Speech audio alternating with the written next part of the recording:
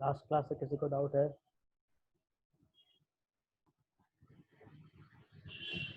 जब तक बाकी लोग ज्वाइन होते हैं, लास्ट क्लास से डाउट है किसी को तो पूछ लीजिए।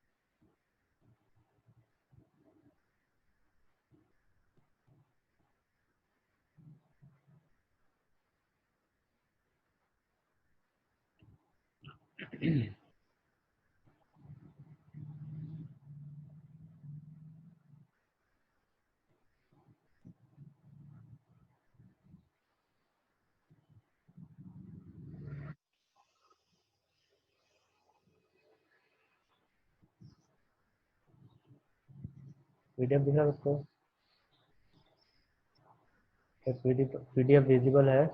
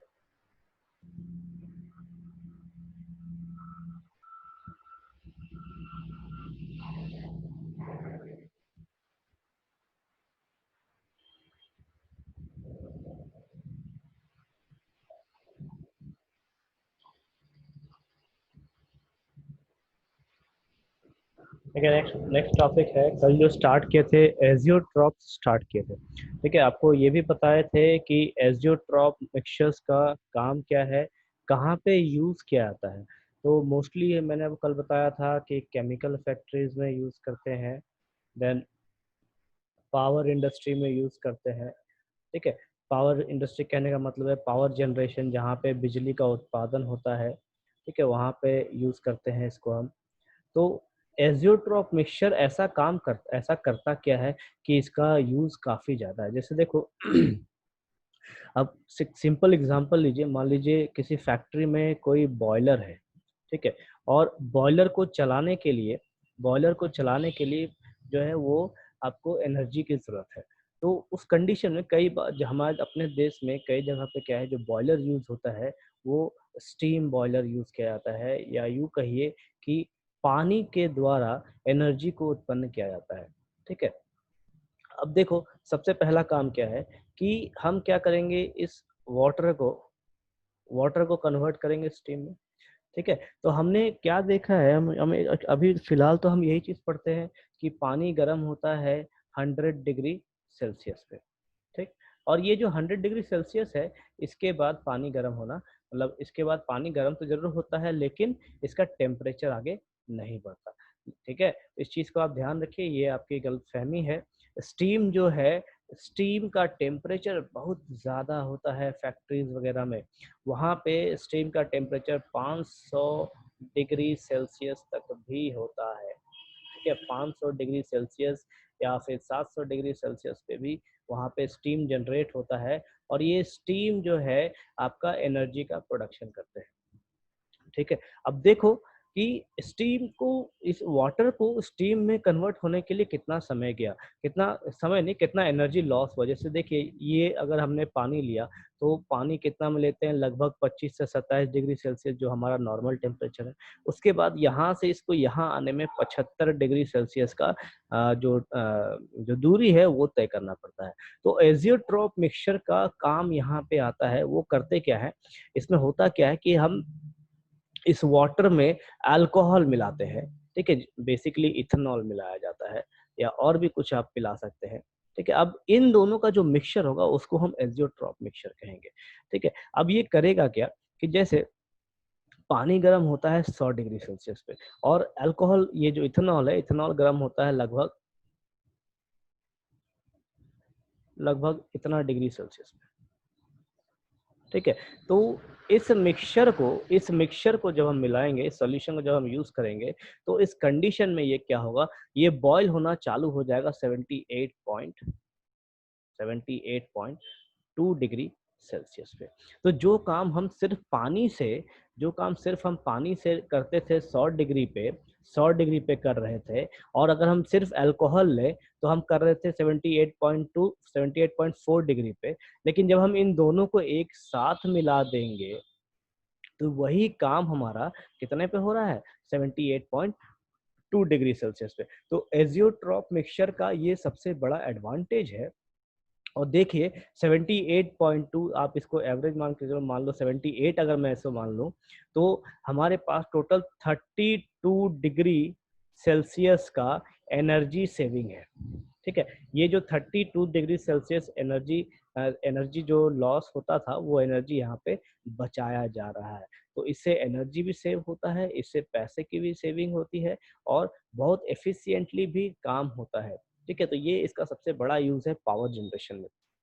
देन केमिकल फैक्ट्री पे भी सेम कंडीशन है, वहाँ पे भी अलग अलग, जैसे मान लो अगर कोई मेडिकल लाइन की फैक्ट्रीज है, ठीक है, जो ड्रग फैक्ट्री है, वहाँ पे अगर आपको किसी चीज़ का मैन्युफैक्चरिंग करना है, वहाँ एनर्जी चाहिए, वहाँ पे अलग अलग बॉयलर्स होते हैं, अलग अलग टाइप के बॉयलर्स होते हैं, जहाँ पे अलग अलग टेम्परेचर पे अलग अलग मेडिसिन तैयार किए जाते हैं।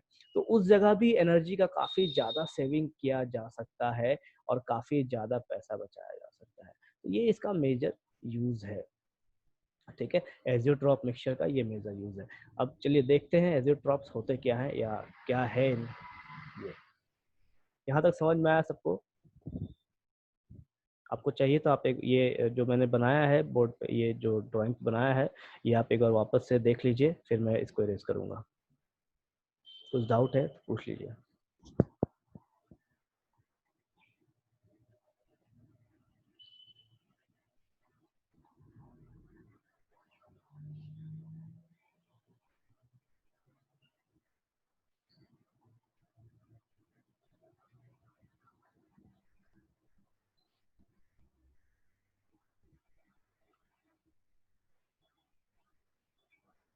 बाकी लोगों को कोई डाउट है यहाँ तक?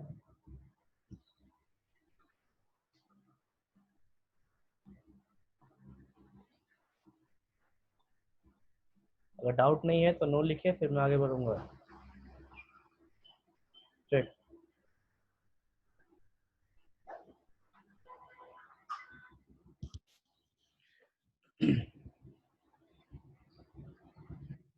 चलिए नेक्स्ट अब देखते हैं एजियोट्रॉप्स हैं ये बनते कैसे हैं, या इनको हम कैसे पढ़ें, कैसे याद रखें, ठीक है। तो आपको मैंने बताया है ये ग्राफ, ठीक है, जो राउल्स लॉ का ग्राफ है, ये हमने पढ़ा है, ठीक।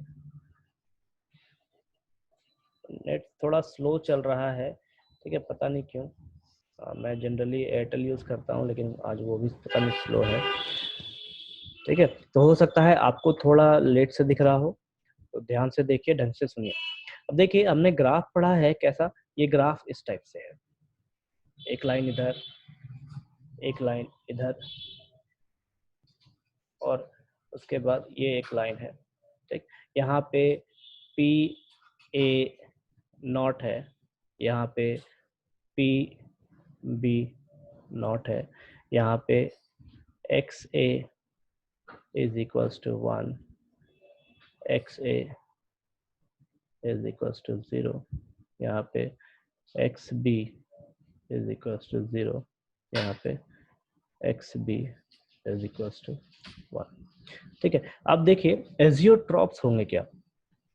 देखो यहाँ पे जब हम एक्चुअल सॉल्यूशन की बात करें, जब एक्चुअल हम सॉल्यूशन की बात करें, तो उस कंडीशन में क्या है कि मान लीजिए हमने सिर्फ और सिर्फ पानी लिया, इसमें हमने क्या किया कि अल्कोहल हमने मिक्स कर दिया। ठीक है, अल्कोहल हमने मिक्स कर दिया। अब जब इसको हम हीट करेंगे तो दोनों का हीटिंग टेम्परेचर अलग होने की वजह से, दोनों एक दूसरे से जब मिक्स होगा तो दोनों का हीटिंग टेम्परेचर अलग है, और हीटिंग टेम्परेचर अलग होने की वजह से क्या होगा कि ये इसको जितना समय लगता था, मान लीजिए अगर सिर्फ पानी है, पानी को अगर गर्म करने के लिए आधा घंटा लगता है, ठीक, और अल्कोहल को गर्म करने के लिए अगर हमें सपोज करो 20 मिनट लगते हैं, और दोनों को अगर हमने मिक्स कर दिया, मिक्स करने के बाद क्या हो रहा है कि ये 15 मिनट में गर्म हो रहा है। ठीक है, 15 मिनट गर्म हो रहा है, या यूँ कहिए जब टेम्परेचर की हम बात करें तो ये 100 डिग्री सेल्सियस पे है वाटर, सिर्फ अगर गर्म करने की हम बात कर रहे हैं ये 78.4 पे है, मान लीजिए जो अभी आपको एग्जांपल बताए थे। अब जब दोनों को मिक्स कर रहे हैं तो ये कितने पे हो रहा है, 78.2 पे। ठीक है, तो कंडीशन क्या होता है जब हम इसकी बात करें तो इसको हम कहते हैं एक कांस्टेंट बॉइलिंग मिक्सचर कहा जाता है। ठीक है, इसको एजियोट्रॉप्स को कांस्टेंट बॉइलिंग मिक्सचर कहा जाता है। अब जैसे देखो, जब ये ग्राफ ऊपर की ओर बनाएगा, ठीक है, जब ग्राफ ऊपर की ओर बन रहे हैं तो हम ये कह सकते हैं कि हमारा जो टोटल प्रेशर है, जो एक्सपेरिमेंटली हमने देखा है टोटल प्रेशर, वो राउट्स लॉ के मैथमेटिकली प्रेशर से ज़्यादा है। ठीक है, तो इसका ये मतलब है कि यहाँ पे ये भाप काफ़ी ज़्यादा बन रहा है, मतलब ये जो वेपर प्रेशर यहाँ क्रिएट हो रहा है, ये काफ़ी ज़्यादा क्रिएट हो रहा है। ठीक, तो वेपर प्रेशर कब ज़्यादा क्रिएट होगा, जब इसका बॉइलिंग बॉइलिंग टेम्परेचर घट जाएगा। ठीक है, जब बॉइलिंग टेम्परेचर अगर इसका घट गया है तो इसका वेपर प्रेशर भी ज़्यादा बनना चाहिए, और इस वजह से यहाँ पे एक्सपेरिमेंटल वैल्यू जो है वो बढ़ जाता है राउल्ट्स लॉ से, और इसको हम कहते हैं मिनिमम बॉइलिंग एजियोट्रॉप। ठीक है, इसको हम कहते हैं मिनिमम बॉइलिंग एजियोट्रॉप। अब देखिए इसमें दो कंडीशन है, एक तो मिनिमम बॉइलिंग एजियोट्रॉप और एक होता है मैक्सिमम बॉइलिंग एजियोट्रॉप। ठीक है, तो एजियोट्रॉप मिनिमम कब होगा, मतलब कम टेम्परेचर पे ज्यादा भाप मिलना चाहिए हमको। ध्यान से सुनिए, कम टेम्परेचर पे हमको ज्यादा भाप मिलना चाहिए, तो उसको हम कहेंगे मिनिमम बॉइलिंग एजियोट्रॉप। और अगर ज्यादा टेम्परेचर हो रहा है, ठीक है, टेम्परेचर बहुत ज्यादा देना पड़ रहा है और तब जाके हमको वेपर प्रेशर मिल रहा है, तो हम उसको कहते हैं मैक्सिमम बॉइलिंग एजियोट्रॉप। ये दो कंडीशन है हमारे पास, ठीक है, मिनिमम बॉइलिंग और मैक्सिमम बॉइलिंग। तो मिनिमम बॉइलिंग कब होगा, जब हमारा जो राउट्स लॉ का टोटल प्रेशर है कैलकुलेटेड, मतलब मैथमेटिकली, वो एक्सपेरिमेंटल से कम हो जाए, और जब राउट्स लॉ का मैथमेटिकल प्रेशर है टोटल प्रेशर, वो एक्सपेरिमेंटल से कम हो जाए, तो हम उसको मैक्सिमम बॉइलिंग करेंगे। ठीक है, ये दो चीजें हैं यहाँ पे। इसको आप ऐसे भी याद रख सकते हैं कि जो हमारा नेगेटिव डेविएशन है, ठीक है, ध्यान से सुनिए, जो नेगेटिव डेविएशन है वो मैक्सिमम बॉइलिंग एजियोट्रॉप देता है, और जो पॉजिटिव डेविएशन है वो मिनिमम बॉइलिंग एजियोट्रॉप देता है। इस चीज को आप ध्यान से सुनिए। ठीक है, maximum boiling azeotrope positive deviation show करता है, सॉरी नेगेटिव डेविएशन शो करता है, और जो हमारा पॉजिटिव डेविएशन ग्राफ है वो हमारा मिनिमम बॉइलिंग एजियोट्रॉप शो करता है। ठीक है, इस चीज को आप ऐसे भी याद रख सकते हैं।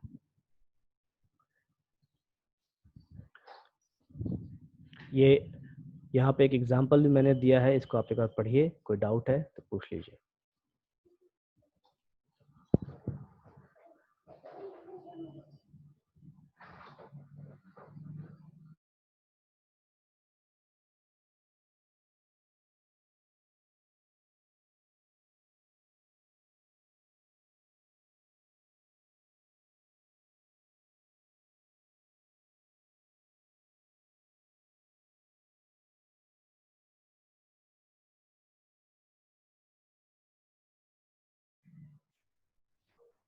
इस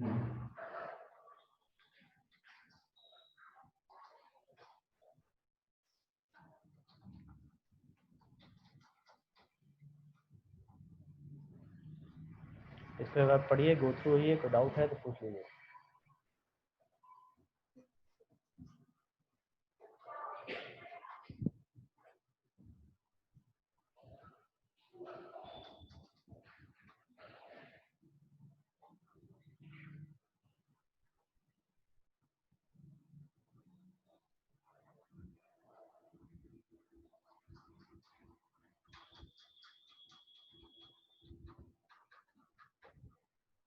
बाकी लोगों का सबने पढ़ लिया?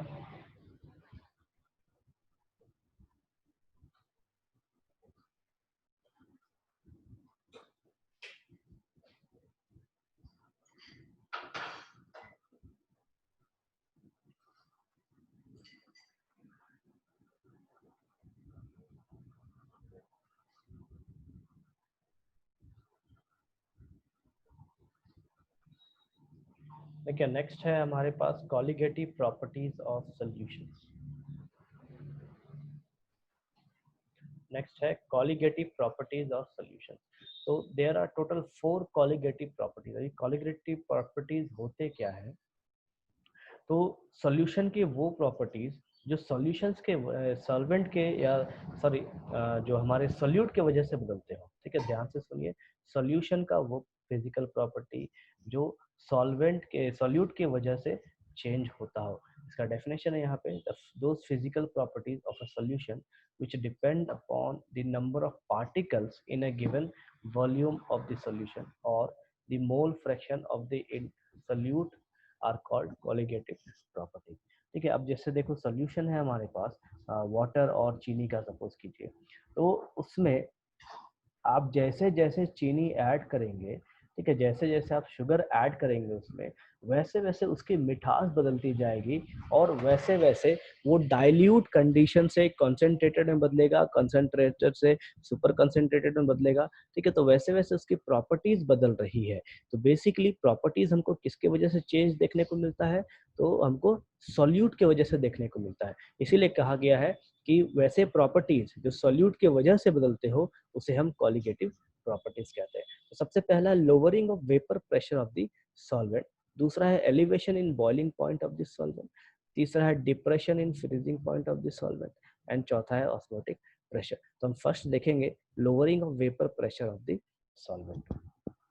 अभी इसका मतलब है कि वेपर प्रेशर में जो डिक्रीमेंट आता है वो डिक्रीमेंट कैसे होता है।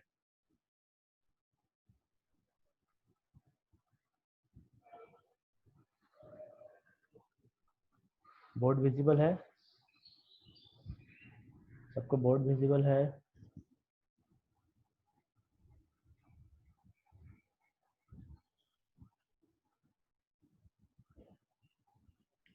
देखो अभी पहले भी आपको बताया है कि मान लीजिए एक कंटेनर है हमारे पास छोटा सा, जिसमें सिर्फ और सिर्फ क्या है, सॉल्वेंट दिया गया है।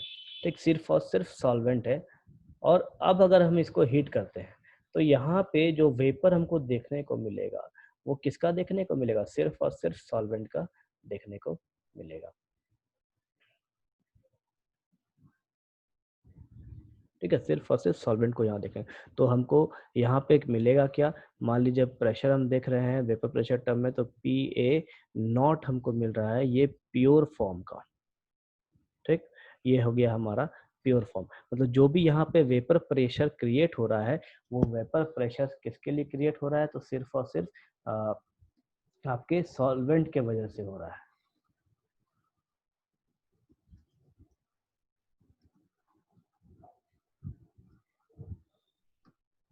ठीक है, सिर्फ और सिर्फ सॉल्वेंट के वजह से हो रहा है। अब सपोज कीजिए इसी में इसमें हमने क्या किया, अब हम इसमें कुछ ना कुछ सॉल्यूट ऐड करेंगे। लेकिन सॉल्यूट अगर ऐड करेंगे तो कैसा सॉल्यूट ऐड करेंगे? नॉन वोलाटाइल सॉल्यूट हम ऐड करेंगे इसमें। इस चीज को ध्यान से सुनिए, इसमें हम नॉन वोलाटाइल सॉल्यूट ऐड करेंगे, addition of non volatile solute. ठीक है, जब नॉन वोलेटाइल सोल्यूट हम ऐड कर रहे हैं तो होगा क्या कि ये नॉन वोलेटाइल सोल्यूट इसके सरफेस पे, यहाँ पे इसके सरफेस पे आके जमना चालू हो जाएगा। तो सबसे पहले उस सोल्यूट के लिए जो है वो सरफेस से ही मिलेगा उसको, तो जो सोल्यूट आएंगे वो सोल्यूट इसके सरफेस पे यहाँ पे ऐसे करके चिपकना चालू हो जाएंगे। ठीक, देखो इसके चिपकने से क्या होगा।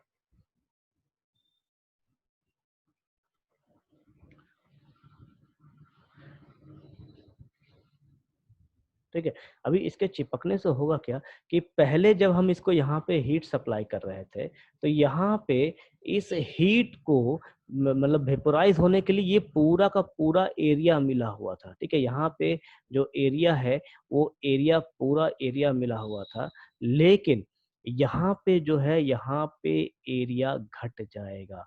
ठीक है, हम कह सकते हैं यहाँ पे क्या होगा, यहाँ पे डिक्रीज इन एरिया देखने को मिलेगा। decrease in area for vaporization। ठीक है, हमको यहाँ पे एरिया डिक्रीज होता हुआ दिखेगा। अब देखिए एरिया डिक्रीज हो रहा है, तो डिक्रीज होने से क्या है कि जो भी वेपर्स यहाँ मिलेंगे वो देखिए जहाँ पे मॉलिक्यूल्स नहीं है वहीं से आपके मॉलिक्यूल्स निकल के जाएंगे, क्योंकि जो सॉल्वेंट है वो आपका वोलाटाइल है और जो सोल्यूट है वो नॉन वोलाटाइल है। तो यहाँ से वेपर इसको कहाँ से निकल के जाएगा, जहाँ जहाँ पे सोल्यूट आके चिपका हुआ नहीं है वहीं से निकल के जाएगा। कब, जब हम इसको हीट सप्लाई करेंगे तब। ठीक है, तो मान लीजिए पहले स्टार्टिंग में प्योर फॉर्म में अगर सपोज करो यहाँ पे जो वेपर प्रेशर है ये आपको ये आपको क्या कर रहा है, मतलब 10 मोल का, अगर सॉरी 10 मोल नहीं, ये आपको उसकी जो 10 बार का प्रेशर दिखा रहा है, तो यहाँ पे क्या होगा, ये प्रेशर जो है, ये प्रेशर जो है सोल्यूशन का, ये आपको डिक्रीज करके क्या हो जाएगा, ये आपको डिक्रीज करके सिर्फ 8 बार का ही दिखाएगा। ठीक है, तो इसको हम कहते हैं लोअरिंग ऑफ वेपर प्रेशर। पहले जो प्रेशर था 10 बार का, अब वो प्रेशर हो गया 8 बार का। ठीक है, क्यों हो गया, तो हमने यहाँ पे नॉन वोलाटाइल सोल्यूट ऐड किया है, और ये नॉन वोलाटाइल सोल्यूट करता क्या है कि ये उस एरिया को ब्लॉक कर देता है जहाँ पे सॉल्वेंट से ये बॉन्ड बना रहा है या चिपक रहा है, और उसके उस जगह से कोई भी वेपोराइजेशन नहीं होता है। नॉन वोलेटाइल सॉल्यूट कोई जरूरी नहीं है सॉलिड नेचर का ही हो, लिक्विड भी हो सकता है। ठीक है, वो इसलिए क्योंकि हर किसी का बॉइलिंग टेम्परेचर अलग अलग होता है, इस वजह से। ठीक है, कोई जरूरी नहीं है कि सॉलिड ही हो, लिक्विड भी हो सकता है। ठीक है, तो ये लोअरिंग ऑफ वेपर प्रेशर जो है वो इस वजह से हमको देखने को मिलता है कि नॉन वोलाटाइल है, मतलब ये आपका भाप नहीं बना सकता इसके लिए। ठीक, अब देखिए हमने एक फॉर्मूला देखा था पहले भी। अब देखो फॉर्मूला, इसको आप डिराइव भी कर सकते हैं। कैसे डिराइव कर सकते हैं, तो P T is equals to P A plus P B. ठीक है, ये हमारा टोटल प्रेशर है सोल्यूशन का। ठीक, हमने क्या किया है, सॉल्वेंट को माना है ए और सोल्यूट को हम लेते हैं बी। हमेशा ध्यान रखिए कि सॉल्वेंट हमारा ए है और सोल्यूट हमारा बी है, ये हर कंडीशन में आपको लेके चलना है। ठीक है, तो इस कंडीशन में जो प्रेशर होगा सोल्यूट का वो कितना हो जाएगा, 0 हो जाएगा, क्योंकि अगर ये नॉन वोलाटाइल है तो इसका तो कोई भी वेपर प्रेशर क्रिएट नहीं होने वाला, तो ये पूरा का पूरा 0 हो जाएगा। तो जो टोटल प्रेशर है सोल्यूशन का वो किसकी वजह से आएगा, सिर्फ और सिर्फ सॉल्वेंट की वजह से आएगा, ए की वजह से आएगा। ठीक है, तो इसका एक फॉर्मूला है, जो फॉर्मूला मैंने आपको पहले भी दिया है, उस फॉर्मूला को भी हम चेक करेंगे। ठीक है, यहाँ तक देखिए, किसी को डाउट है कुछ, आप एक बार ड्राइंग पूरा फिर से देखिए, ये काफी इम्पोर्टेंट काफी इम्पोर्टेंट टॉपिक है।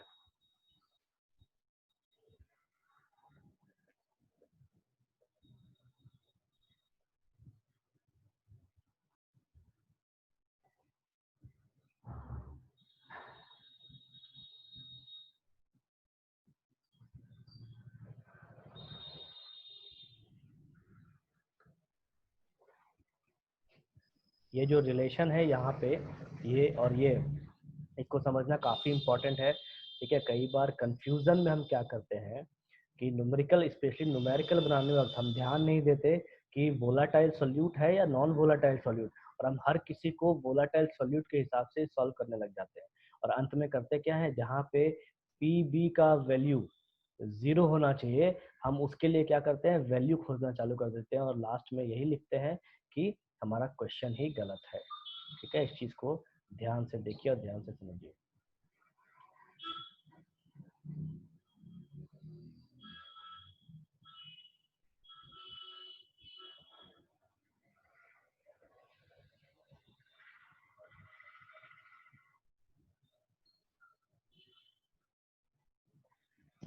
डाउट है यहाँ किसी को?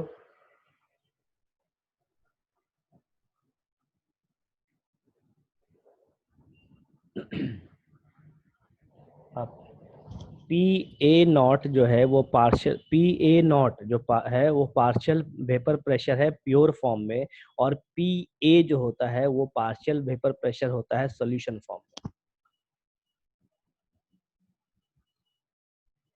यहाँ पे ए छूट गया है, ये आपका एरिया है। ठीक है,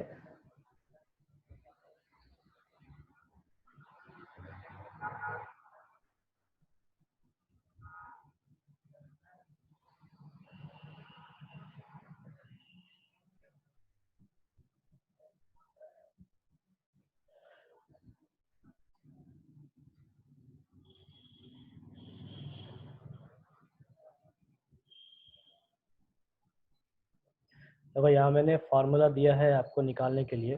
ठीक है, आपको बेसिकली यहाँ से जो कॉलिगेटिव प्रॉपर्टीज हम पढ़ते हैं वहाँ पे हर प्रॉपर्टीज में हमें बेसिकली मॉलिक्यूलर मास जो है वो सॉल्यूट का निकालने के लिए आता है। ठीक है, तो या तो मॉलिक्यूलर मास, सबसे पहले आपको मॉलिक्यूलर मास ही पूछेगा। अगर मॉलिक्यूलर मास नहीं पूछता है तो generally weight of the solute पूछता है या mole fraction of the solute पूछता है।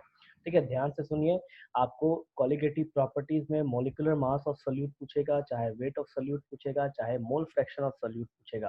ठीक है, तो हर किसी को निकालने के लिए हर किसी टर्म में कुछ ना कुछ फॉर्मूला है। देखिए यहाँ पे जब हम relative lowering of vapour pressure की बात करते हैं तो मैंने आपको एक फॉर्मूला यहाँ पे दिया था, पहले भी ये आया है, आपको पहले भी नोट्स में समझाया है मैंने। तो ये फॉर्मूला है P A not minus P A upon P A not. ये जो पी ए नॉट है अभी ड्राइंग में जो बोर्ड में आपको दिखाए थे कि प्योर सॉल्वेंट का वेपर प्रेशर है, और ये जो पी ए है ये आपका जो है वो सोल्यूशन का वेपर प्रेशर है, मतलब नॉन वोलेटाइल सोल्यूट के केस में। एक्स बी आपका मोल फ्रैक्शन ऑफ सोल्यूट हो जाएगा, तो इसको हम लिखेंगे कैसे, n B upon n A plus n B.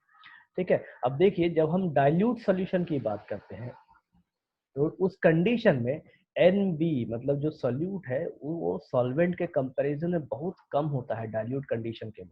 तो हम जो बहुत कम है, सपोज कि सॉल्यूशन में अगर 1% ही आपका सॉल्वेंट है तो हम उसको नेग्लेक्ट कर सकते हैं, क्योंकि 99% आपका सॉल्वेंट है और 1% सॉल्यूट है, तो उस कंडीशन में जो भी प्रॉपर्टी होगा सॉल्यूशन का वो सॉल्वेंट के वजह से होगा। तो हम करते क्या है कि ये जो सॉल्यूट का हिस्सा है, number of moles of solute है डिनोमिनेटर में, हम उसको नेग्लेक्ट कर देते हैं। ठीक है, ये वाले हिस्से को। तो हमको फॉर्मूला क्या मिल जाता है, delta P upon P A not. Delta P जो है यहाँ पे वो हमारा, ये डेल्टा पी क्या है, ये ऊपर का हिस्सा है। ठीक है, मतलब चेंज इन वेपर प्रेशर। ठीक है, चेंज इन वेपर प्रेशर या यू कहिए lowering of change in vapour pressure is equals to n B upon n A. ठीक है, n B upon n A, वो इसलिए क्योंकि हमने यहाँ से एन बी को नेग्लेक्ट किया है, इस वजह से। अभी number of moles of solute है divide by number of moles of solvent. अब देखो इसका फॉर्मूला क्या है, weight of solute divide by molecular weight of solute, N B का आ गया। उसके बाद एन ए के लिए weight of solvent divided by molecular weight of solvent. ठीक है, मोलर मास यहाँ पे अगर आता है तो ये जो है ये वापस न्यूमरेटर में चला जाएगा। ठीक है, तो ये फॉर्मूला है जिससे हम सॉल्व करते हैं इक्वेशंस को। Then the relation a is known as relative lowering of vapour pressure. देखो एग्जाम में जब आपको ये पूछा जाएगा तो आपको सिर्फ थ्योरी नहीं लिखना है, मैंने जो बोर्ड पे आपको समझाया था अभी, ठीक है, वो बोर्ड का फिगर भी यहाँ पे आना चाहिए। अगर आप फिगर बनाते हैं तो आपको पूरा मार्क्स देने से कोई नहीं रोकेगा, ध्यान से सुनिए। ठीक है, क्योंकि लिख देने से टीचर के पास इतना फुर्सत नहीं होता कि आपको वो बैठ के पूरा का पूरा पढ़े। ठीक, तो आप नोट्स में वो जो बोर्ड का ड्राइंग है उसको भी आप बनाएंगे क्लियर क्लियर एकदम। चलिए एक कॉन्सेप्ट क्वेश्चन यहाँ मैंने डाल रखा है, इसको देखते हैं। The vapour pressure of pure benzene at a certain temperature is 0.850 bar. क्या दिया है आपके पास? प्योर बेंजीन है, प्योर बेंजीन, और उसका वेपर प्रेशर दे रखा है इतना, मतलब पी नॉट ऑफ बेंजीन, ठीक है, P not of benzene, a non volatile non electrolyte solid weighing 0.5 ग्राम, मतलब ये आपको सॉल्यूट दे रखा है। चलिए मेरे ख्याल से यहाँ तक काफी है समझाने के लिए आपको, और ये आपका सॉल्वेंट है।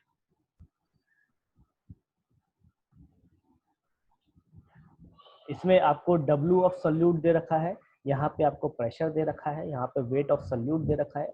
उसके बाद when added to 39 gram of benzene, यहाँ पे वेट ऑफ सॉल्वेंट दे रखा है, ठीक है, वेट ऑफ सॉल्वेंट दे रखा है। देन मोलर मास दे रखा है बेंजीन का, कहता क्या है, vapour pressure of the solution then is 0.845 bar. यहाँ पे वेपर प्रेशर सॉल्यूशन का है, मतलब हम जो पी लेते थे, ये पी आपको दे रखा है, ठीक। What is the molar mass of the solid substance, मतलब जो सॉल्यूट है इसका मोलर मास निकालने के लिए आपको कह रहा है। चलिए फटाफट सॉल्व कीजिए, इसी क्वेश्चन से इस फॉर्मूला से बन जाएगा। ये फॉर्मूला पे फटाफट पुट कीजिए और सॉल्व कीजिए।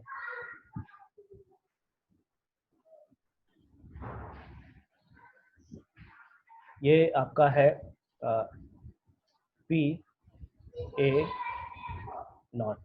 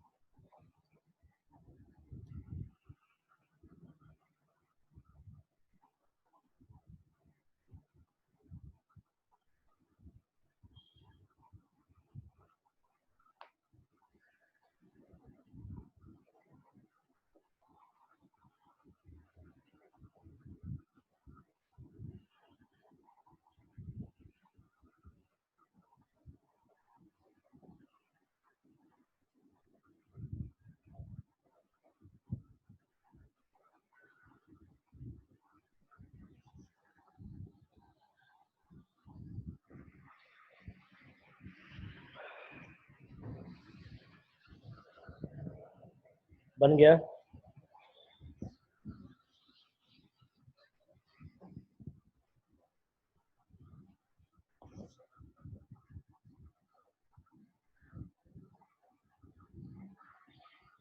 बाकी लोगों का आ गया।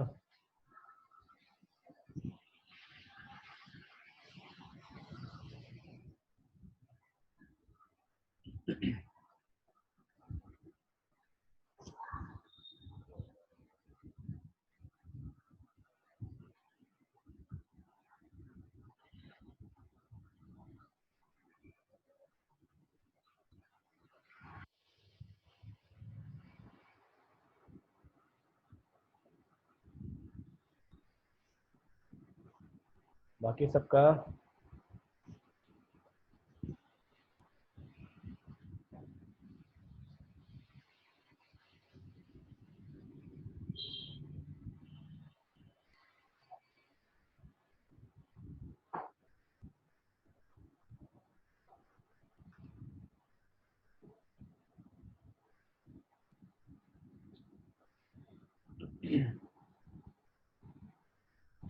चलिए नेक्स्ट है हमारे पास एलिवेशन इन बॉइलिंग, ठीक है। नेक्स्ट है हमारे पास एलिवेशन इन बॉइलिंग पॉइंट। इसका मतलब है कि बॉइलिंग पॉइंट में राइज होना, ठीक है। जो अगर कोई सोल्यूशन आपका सॉरी कोई सोल्यूशन अगर आपका 25 डिग्री पे बॉयल हो रहा है, तो वही सोल्यूशन जो है वो 32 डिग्री पे बॉयल होना चाहिए या 30 डिग्री पे बॉयल होना चाहिए। इसे हम कहते हैं एलिवेशन इन बॉइलिंग पॉइंट, ठीक है। या यूँ कहिए, जैसे देखो आप अपने घर पे ही आप क्या करो, दूध जब आप उबाल रहे हैं, ठीक है, तो दूध जब कटोरे से गिरने वाला रहता है या पतीले से गिरने वाला रहता है, तो घर में मम्मी लोग क्या करती है, थोड़ा सा पानी ऐड कर देती है। ठीक है, तो पानी ऐड करने से होता क्या है कि हम ये कर क्या रहे हैं एक्चुअल में, हम उसमें सल्यूट ऐड कर रहे हैं। वो जो सल्यूट उसमें जाता है वो क्या करता है, उसका बॉइलिंग पॉइंट बढ़ा देता है। क्यों? क्योंकि वहां पे देखो, वहां पे दोनों ही वोलाटाइल है, दूध भी और आपका वाटर भी। तो वो जो पानी उसमें गया वो करेगा क्या कि दूध के साथ मिक्स होगा और थोड़ा टेम्परेचर नीचे लेके आता है। ठीक है, उस कंडीशन में फिर से गैस को वापस से उतना वर्क करना पड़ता है ताकि वो फिर से वो दूध को ऊपर लेके आ सके। ये तो हो गया वोलाटाइल का कंडीशन। लेकिन हम क्या किसकी बात कर रहे हैं यहाँ पे, हम बात कर रहे हैं नॉन वोलाटाइल सोल्यूट के कंडीशन की। ठीक है, तो जैसे आप देखो, पानी का केस ले लो, तो पानी में अगर जब आप चीनी को डाल के गर्म कीजिए, तो जो पानी गर्म होता है वो उसमें काफी समय लगता है गर्म होने में।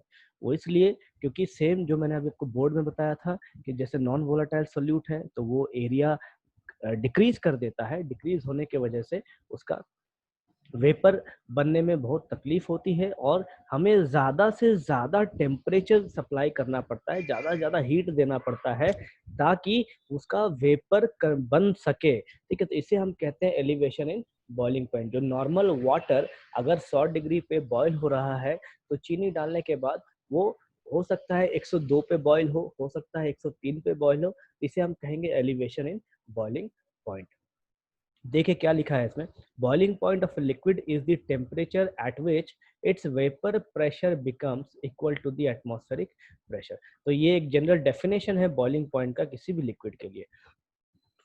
As the vapor pressure of a solution containing a non-volatile solute is lower than that of the pure solvent, its boiling point will be higher than that of pure solvent as shown in figure।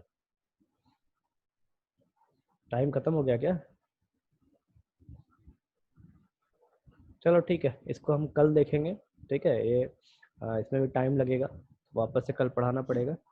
ठीक है, जो आज पढ़ाया है इसको आप वापस से रिवीजन करेंगे। और जो बोर्ड पे आपको ड्राइंग दिखाया था वो काफ़ी इम्पोर्टेंट है, इस टॉपिक के साथ आपके नोट्स में होना चाहिए।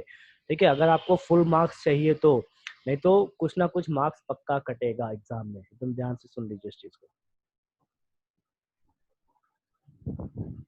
ठीक है, मिलते हैं फिर नेक्स्ट क्लास में आपसे। ठीक है, 2 मिनट, 2 मिनट में ये खत्म नहीं होने वाला वैसे। 1 मिनट 17 सेकंड है, 2 मिनट में खत्म नहीं होगा ये।